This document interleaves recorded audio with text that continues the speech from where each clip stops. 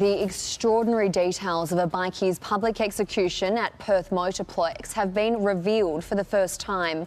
A court was told a former soldier was paid thousands to plan and carry out the murder of Rebels boss Nick Martin. Imagine a man so massive they called him the Man Mountain, a human fortress who ruled the Australian underworld for 2 decades.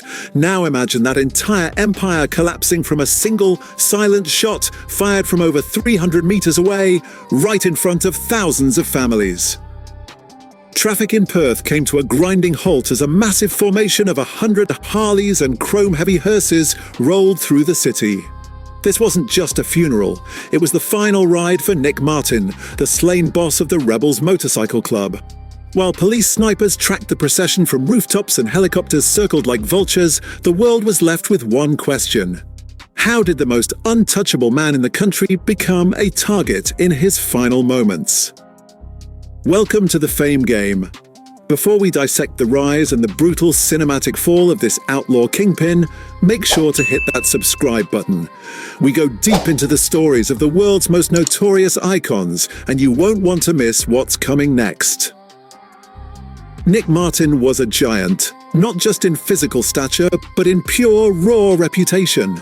Standing nearly 6'5", he was a walking skyscraper of ink and muscle, but as the saying goes, the bigger they are, the harder they fall. And for Nick, the fall didn't start with a bullet, it started with an insult. It was a humid night at the Sandbar in Scarborough when Dayne Brajkovich, the Hells Angels' feared Sergeant-at-Arms, did the unthinkable. He didn't just fight Nick, he dominated him. CCTV footage caught the Man Mountain reeling from punch after punch. It was a public humiliation that sent a shockwave through the underworld. The king was bleeding. But the real date that changed Australian history was December 12, 2020.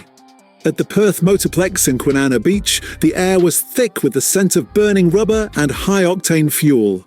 Nearly 2,000 fans, including families and kids, were cheering on the drag racers. Nick was there, relaxed, sitting in plain sight. He felt safe in the crowd. He was wrong. 100 bikies brought traffic to a standstill today as hearses and Harleys rode in formation to the funeral of slain Rebels boss Nick Martin. Police tracked their every movement from the ground. At 8:30 p.m, hidden in the shadows 335 metres away, that's over 3 football fields, a sniper took a breath and squeezed the trigger of a high-powered .308 rifle. 1 shot, 1 kill. The bullet travelled with surgical precision, tearing through the noise of the engines and striking Martin in the chest. He slumped over, turning to his wife Amanda and whispering his final words. "Babe, I've been shot." The bullet was so powerful it passed through him, wounding another club member, Ricky Chapman, and even grazing a 5-year-old boy. Nick's journey to that moment began far from the biker wars. He was born in 1969 in the UK, but his parents, Sid and Renee, moved to Australia when he was just 6 months old. He grew up in the 70s, a time of pure, rugged freedom. No internet, no GPS, just dusty roads and the Australian bush. Nick wasn't a troubled kid by the standard definition. He was just built for a world that had no use for rules. By age 17, he dropped out of school and took a job as a bouncer at Perth's most dangerous nightclubs. This was his finishing school. He learned early on that in the dark corners of the city, power isn't a gift. It's a trophy you take by force.